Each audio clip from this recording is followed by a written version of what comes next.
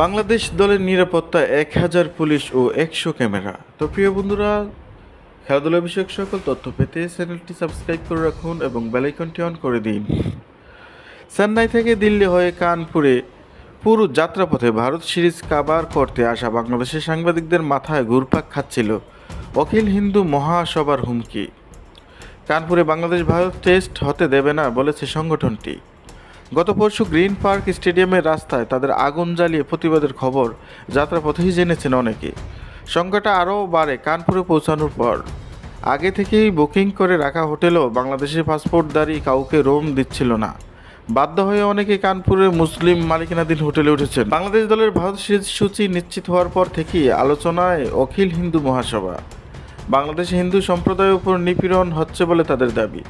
সেটারই প্রতিবাদে কানপুরে বাংলাদেশের ম্যাচ হতে দেবে না বলে হুমকি দিয়ে আসছে সংগঠনটি। একই হুমকি তারা দিয়েছে মধ্যপ্রদেশের শহর গোয়ালিয়রে ২ দলের ৩ ম্যাচের টি-20 সিরিজের প্রথম ম্যাচ নিয়েও।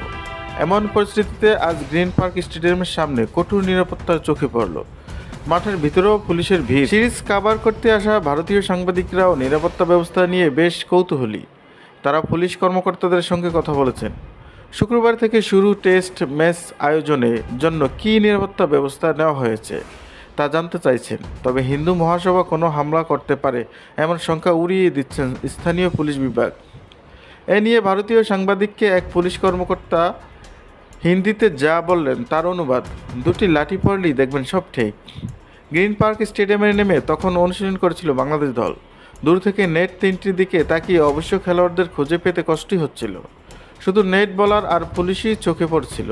জানা গেছে নিরাপত্তার স্বার্থে বাংলাদেশ দলের খেলোয়াড়দের নির্দেশনা দেওয়া হয়েছে তা যেন মাঠ এবং হোটেল ছাড়া আর কোথাও না যান। উত্তরপ্রদেশে পুলিশ অতিরিক্ত ডিসিপি রাজেশ শ্রীবাস্তব পুরো মাঠ পরিদর্শন করে টেস্ট ম্যাচের জন্য নেওয়া নিরাপত্তা ব্যবস্থা একটি ব্যাখ্যা দিলেন। ৩ ধরনের নিরাপত্তা দেওয়া হচ্ছে।